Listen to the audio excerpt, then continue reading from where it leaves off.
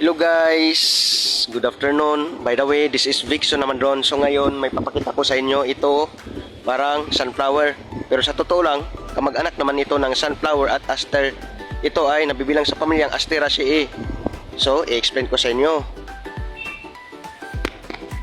Ito ang creeping oxeye or Singapore DC. Ang sinasabi ko ay ilan lamang sa kaniyang common name, pero sa totoo lang marami pa naman siyang common name. Ang scientific name nito ay Sphagneticula trilobata. Kagaya ng mga sinasabi ko, siya ay kamag-anak ng sunflower at daisy sa pamilyang Asteraceae. Kadalasan itong makikita sa roadsides, riverbanks, mga bakanting lote, coastal zones, at minsan sa open woodlands. Kaya tinatawag ito na creeping oxeye or creeping daisy dahil sa karakteristik nito na gumagapang. Diba? Gumagapang sa English, creeping. Sila ay native sa tropical America, specifically sa Mexico, Central America, South America, at sa Caribbean. At sila ay introduced, widely planted globally as an ornamental ground cover. At hanggang dito lang muna tayo. For more videos like this, follow me.